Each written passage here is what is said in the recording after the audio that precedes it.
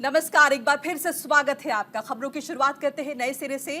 खिलाड़ियों के विरोध के बीच खेल मंत्रालय ने बड़ा एक्शन लिया है और नए कुश्ती संघ को सस्पेंड कर दिया है, निलंबित कर दिया है। खेल मंत्रालय ने कुश्ती संघ को रद्द कर दिया है। WFI अध्यक्ष संजय सिंह को बड़ा झटका लगा है। संजय सिंह अब नहीं रहेंगे WFI के अध्यक्ष। संजय सिंह पर बड़ा एक्शन लिया गया है, बड़ी कार्रवाई हुई है। हाल ही में चुनाव जीतकर WFI के अध्यक्ष बने थे और अब अध्यक्ष पद पर नहीं रहेंगे। WFI के बाकी सदस्यों को भी निलंबित किया गया है। खेल मंत्रालय का बड़ा एक्शन है। कहा जा रहा है कि कई नियमों को ताक पर रखकर फैसले लिए जा रहे थे, जिससे विरोधाभास बना हुआ था और अब खेल मंत्रालय ने ये बड़ा फैसला लिया है, जिसके बाद संजय सिंह को अपने पद से हाथ धोना पड़ा है। संजय सिंह अब नहीं रहेंगे WFI के अध्यक्ष। नए कुश्ती संघ हाल ही में बने थे, उन्हें अब निलंबित कर दिया गया है। कई खिलाड़ी इस बात से नाराज थे, नाखुश थे कि वो अब WFI के अध्यक्ष बन गए हैं। उस नाराजगी के बाद, उस विरोधाभास के बाद अब खेल मंत्रालय ने ये बड़ा कदम उठाया है, ये एक्शन लिया है और संजय सिंह को अपने पद से हाथ धोना पड़ा है। ये भी बताया जा रहा है कि कई फैसले वो ले रहे थे नियमों को ताक पर रखकर, जो गैर जरूरी थे, जिसके बाद खेल मंत्रालय ने कुश्ती संघ को रद्द कर दिया है। लग गया है इससे सर। अभी मुझे बहुत डिटेल पता नहीं और उसका लेटर मुझे नहीं मिला है।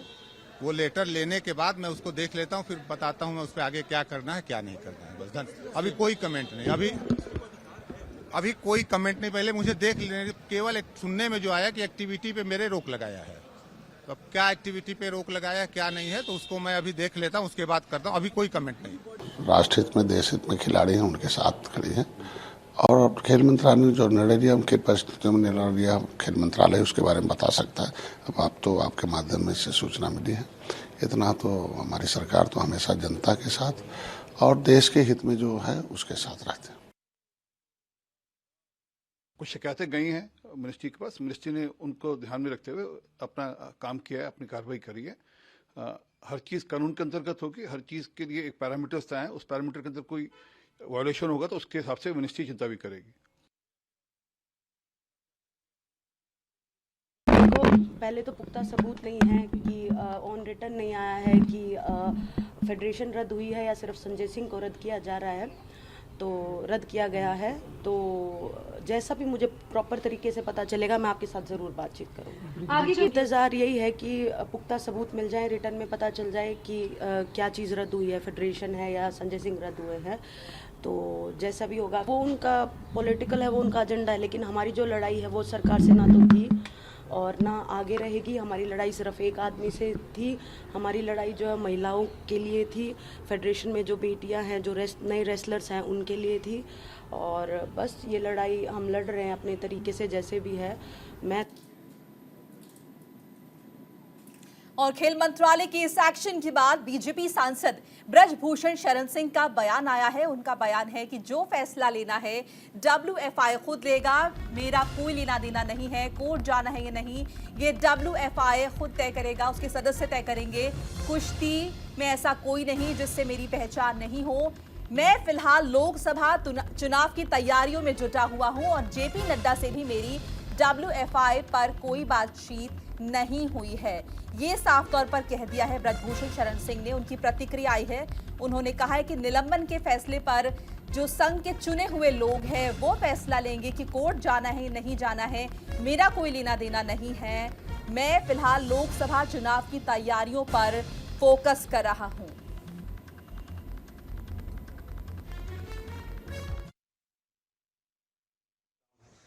तरीके से कुश्ती खेल से मैं संन्यास ले चुका हूं, मतलब कुश्ती से मैं अपना नाता छोड़ चुका हूं। अब जो भी फैसला लेना है, सरकार से बात करना है या कानूनी प्रक्रिया को अडॉप्ट करना है, ये चुने हुए जो फेडरेशन के लोग हैं वो अपना फैसला लेंगे। मैंने कुश्ती से संन्यास ले लिया है, मेरा लोकसभा का चुनाव आ रहा है और भी मेरे पास बहुत काम है।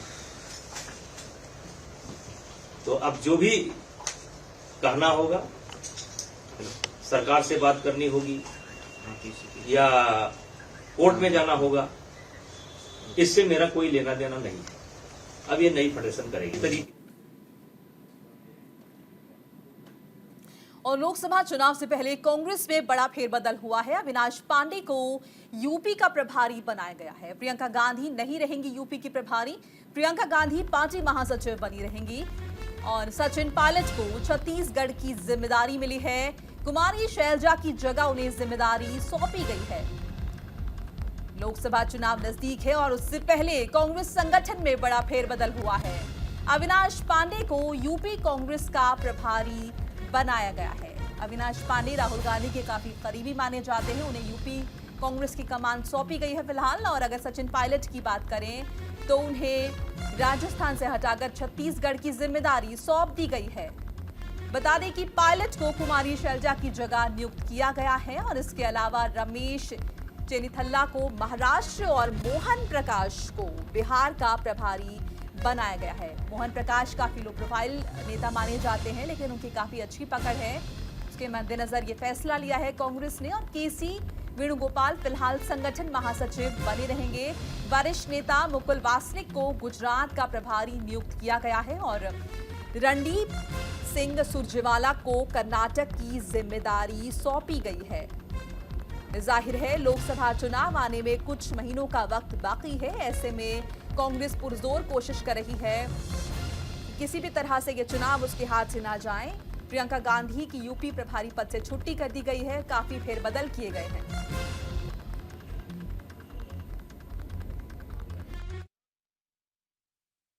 प्रियंका गांधी जी की भूमिका और बड़ी हो गई है। वो पूरे देश में घूम घूम करके रैलियां कर रही हैं।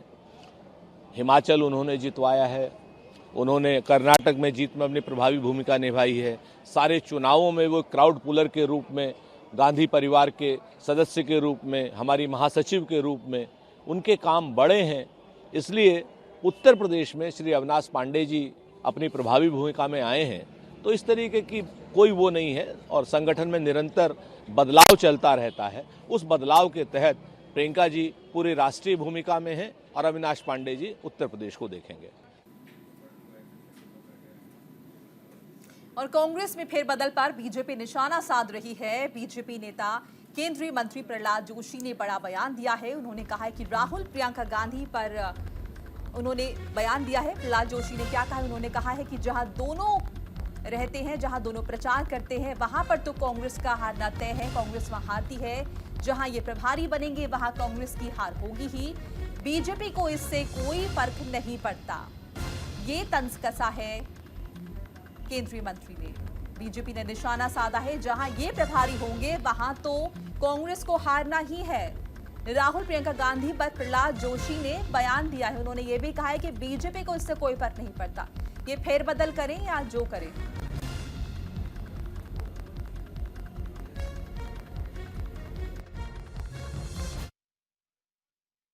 And that's why, no, that means she has proved herself to be most failure. And wherever Rahul Gandhi and Priyanka Gandhi go for the hectic campaign, there Congress is going to lose. Wherever they become in charge, Congress is losing, and that's why they have withdrawn to save the face. And it makes no difference for the Bharatiya Janata Party. आगे बढ़ते हैं। भारत तक पहुंची Israel Hamas जंग की आज अरब सागर में जहाज पर ड्रोन से हमला हुआ है। इजराइल से भारत आते वक्त जहाज पर यह हमला किया गया है और इस हमले को लेकर पेंटागन ने बड़ा दावा किया है। पेंटागन ने कहा है कि हूती विद्रोहियों ने जहाज पर ड्रोन अटैक किया है। एमवी केम प्लूटो जहाज पर यह ड्रोन अटैक हुआ है। इजराइल से भारत आते वक्त जहाज पर हमला हुआ है और पेंटागन ने इसे लेकर दावा किया है, प्रतिक्रिया दी है। कि हूती विद्रोहियों ने जहाज पर यह ड्रोन अटैक किया है। एमवी के प्लूटो जहाज पर यह हमला हुआ है।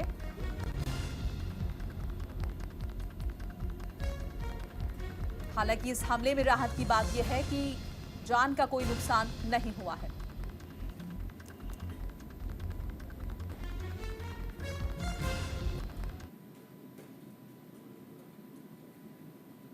और खबर जम्मू कश्मीर से। जम्मू कश्मीर के बारामूला में आतंकी हमला हुआ है। आतंकियों ने रिटायर्ड एसएसपी को गोली मारी। एसएसपी मोहम्मद शफी की गोली मारकर हत्या कर दी गई।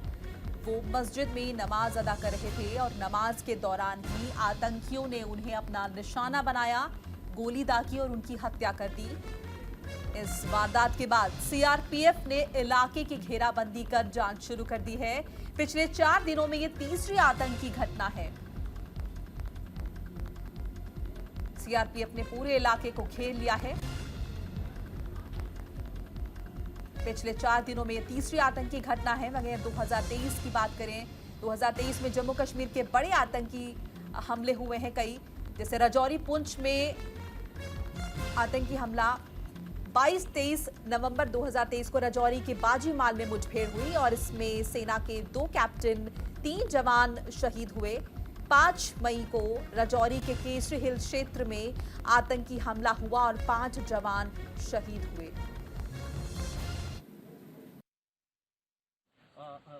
ये एक मुझे लगता है कि बौखलाहट जिसे बोलते हैं वो नज़र आ रही है सामने, और एक तरीके से frustration from the side of Pakistan.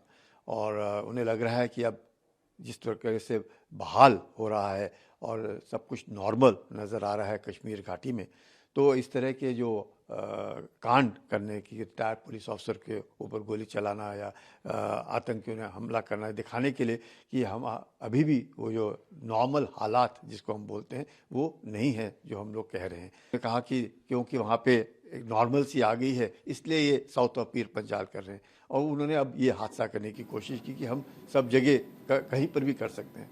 मुझे लगता है हमें सख्ताई से पेश आना होगा। और एक और अहम खबर आपको बताते हैं। स्कूली वैन में नाबालिग छात्रा से रेप हुआ है। वैन चालक पर यह रेप का आरोप लगा है। वैन चालक समेत 5 लोगों पर केस दर्ज हुआ है। 2 टीचर्स पर भी गंभीर धाराओं में मुकदमा दर्ज हुआ है। पुलिस ने वैन चालक को गिरफ्तार कर लिया है। कानपुर की घटना है। कानपुर के रावतपुर में स्कूली वैन चालक ने नाबालिग छात्रा के साथ वैन में ही दुष्कर्म किया। इस दौरान दर्द से बेहाल छात्रा बेहोश हो गई। स्कूल पहुंचने के बाद छात्रा ने 2 टीचर समेत प्रिंसिपल को घटना की जानकारी दी, लेकिन स्कूल प्रबंधन ने कोई कार्यवाही नहीं की। छात्रा ने घर पहुंचकर परिवार को आपबीती सुनाई। तब परिजनों ने पुलिस को तहरीर दी। पुलिस ने मामले को गंभीरता से लेते हुए आरोपियों के खिलाफ जांच शुरू की और मुख्य आरोपी को गिरफ्तार कर लिया।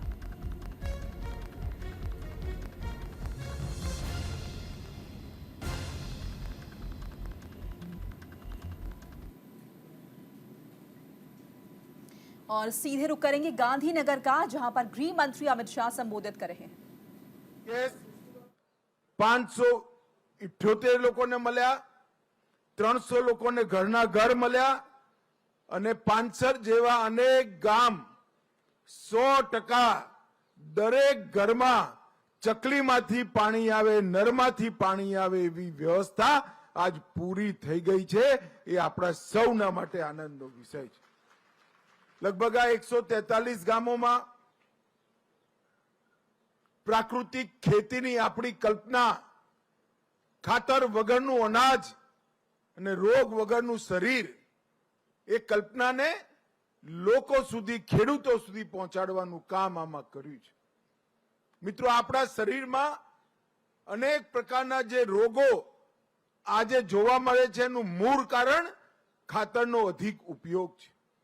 હવે આપણા ગવર્નર આચાર્ય દેવવ્રતજીએ વર્ષોથી આપણી પુરાણી પ્રાકૃતિક ખેતીની વ્યવસ્થાને પુનર્જીવિત કરી છે, જેનાથી ઉત્પાદન પૂરું થાય છે, ખર્ચો એ ઘટે અને તમે જે ઉત્પાદિત કરો એ ખાવાવાળાનું સ્વાસ્થ્ય પણ, એનું આરોગ્ય પણ સારું થાય। મારી 500 ગામના સૌ ખેડૂતોને મારી વિનંતી છે કે એકવાર તમારા ખેત અધિકારી પાસે આ પ્રાકૃતિક ખેતીની વાતને બરોબર સમજો. તમે અનેક લોકોને સાજા નવરા રાખવાનું કામ, એનું પુણ્ય તમારા ભાગ્યમાં લખાઈને જશો. મિત્રો, આજ અહીંયા હું આવ્યો છું તારે પાંચસરની અંદર આ 5 વર્ષમાં લગભગ ડ્રેનેજના 12 કામ, 11 પેવર બ્લોકના કામ, સ્ટ્રીટ લાઇટના 6 કામ, પીવાના પાણીના 4 કામ કરીને દરેક ઘરમાં નળથી જલ પહોંચાડ્યું.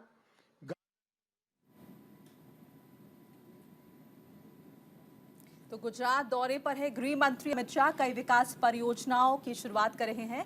आगे बढ़ते हैं, बिहार के सिवान में ऑल इंडिया मजलिसे इत्तेहादुल मुस्लिमीन नेता आरिफ जमाल को शनिवार शाम अपराधियों ने गोली मार दी। वारदात के वक्त वहां मौजूद लोग आनन फानन में आरिफ को इलाज के लिए अस्पताल ले गए। इलाज के दौरान उनकी मौत हो गई। पुलिस हमलावरों की तलाश कर रही है, साथ ही ये भी पता लगाने की कोशिश कर रही है कि इस हत्याकांड के पीछे क्या वजह है। असदुद्दीन ओवैसी की पार्टी AIMIM के जिलाध्यक्ष को शनिवार रात हुसैनगंज थाना क्षेत्र के कुतुब छपरा मोड़ के पास स्थित फास्ट फूड की एक दुकान पर अपराधियों ने गोली मार दी थी। घटना के संबंध में बताया जा रहा है कि हथियारों से लैस बाइक पर सवार 3 अपराधी फास्ट फूड की इस दुकान पर पहुंचे और अंधाधुंध फायरिंग करने लगे। घटना को अंजाम देने के बाद अपराधी फरार हो गए। फिलहाल पुलिस अपराधियों की तलाश में जुट गई है।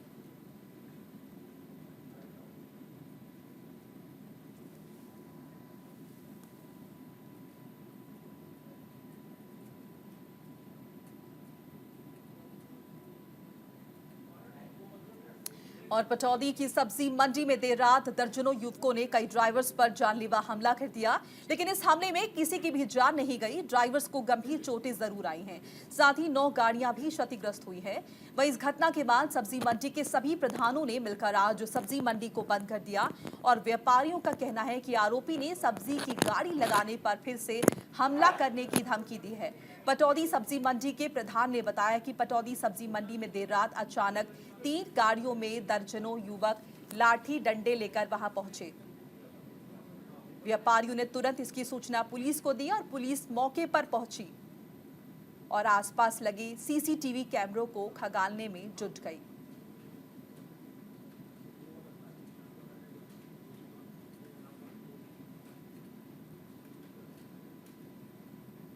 तो पटौदी में दर्जनों युवकों ने लाठी डंडों से जानलेवा हमला किया। कई सब्जी ड्राइवर इसकी चपेट में आए, गंभीर रूप से जख्मी हुए और बड़ी मात्रा में गाड़ियों का भी नुकसान हुआ है।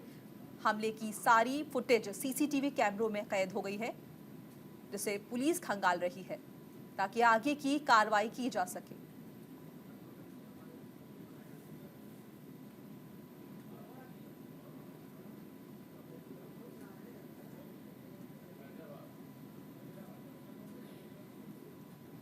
और न्यूज इंडिया की खबर का बड़ा असर हुआ है। युवक की पिटाई का वीडियो वायरल हुआ था। पिटाई के बाद युवक का अपहरण किया गया था। SSP ने इस मामले का संज्ञान लिया। आरोपी के खिलाफ थाने में FIR दर्ज की। यूपी के फिरोजाबाद का ये पूरा मामला है, जहां पर युवक की पिटाई का वीडियो वायरल हो गया था। न्यूज इंडिया की खबर का बड़ा असर देखने को मिला है। फिरोजाबाद में दबंगों ने एक युवक की पिटाई की थी, जिसका वीडियो सोशल मीडिया पर वायरल हुआ था। इस वीडियो में दबंग युवक को घेरकर जमकर पीट रहे हैं। जहां दबंगों ने खुलेआम एक युवक की पिटाई के बाद अपहरण कर लिया, वहीं इस मामले को न्यूज इंडिया ने प्रमुखता से चलाया था, जिसके बाद मामले में SSP ने संज्ञान लिया और आरोपी के खिलाफ थाने में FIR दर्ज कराई। न्यूज इंडिया की खबर से पीड़ित युवक की आवाज बुलंद हुई। चैनल ने इस मामले को प्रमुखता से चलाकर पीड़ित को न्याय दिलाने में मदद की।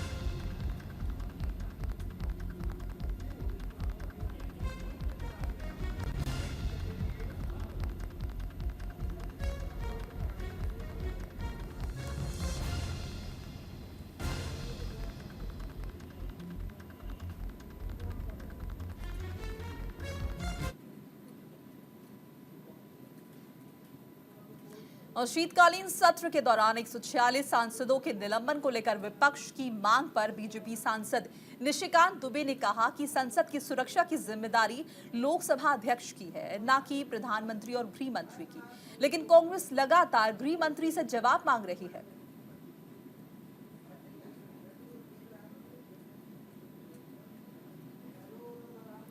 तो सुरक्षा की जिम्मेदारी जब लोकसभा अध्यक्ष की है तो आखिर प्रधानमंत्री और गृह मंत्री से जवाब क्यों मांगा जा रहा है? विपक्ष का इस तरह से जवाब मांगना और हंगामा करना गलत है, ये कहना है निशिकांत दुबे का। सुरक्षा की जिम्मेदारी लोकसभा अध्यक्ष की है, विपक्ष को इस तरह से हंगामा ना करके संसद की कार्रवाई को सुचारू रूप से चलने देना चाहिए था। इस सांसदों के निलंबन पर जब चौतरफा आलोचना हो रही थी तब उस पर जवाब दिया है निशिकांत दुबे ने। उसी तरह पार्लियामेंट की जो सुरक्षा है वो सुरक्षा लोकसभा सेक्रेटेरिएट और लोकसभा अध्यक्ष का ही अधिकार है। जैसे मान लीजिए कि देवघर में अभी हम खड़े हैं, देवघर में कोई लॉ एंड ऑर्डर का प्रॉब्लम हो जाएगा तो आप क्या प्रधानमंत्री और गृह मंत्री जी का इस्तीफा मांगिएगा? कि ये अधिकार जो है मुख्यमंत्री जी का है, मुख्यमंत्री हेमंत सोरेन इसके लिए जिम्मेदार है। उसी तरह पार्लियामेंट जो है उसकी सुरक्षा केवल और केवल लोकसभा अध्यक्ष का अधिकार है और लोकसभा अध्यक्ष के ऊपर कोई भी चर्चा कभी नहीं होगी। ये हमने संविधान बनाकर कहा है, ये रूल्स रेगुलेशन हमने बनाया है। इसके बावजूद भी आप कह रहे हैं गृह मंत्री जवाब दो, प्रधानमंत्री से बात कर रहे हैं। तो सुरक्षा की जिम्मेदारी जब लोकसभा अध्यक्ष की है तो आखिर ये हंगामा क्यों बरपा हुआ है? आखिर क्यों गृह मंत्री से विपक्ष जवाब मांग रहा है? ये पूरी तरह से गलत है। सांसदों के निलंबन पर बीजेपी की तरफ से ये बयान दिया है निशिकांत दुबे ने कि सुरक्षा की जिम्मेदारी अध्यक्ष की है।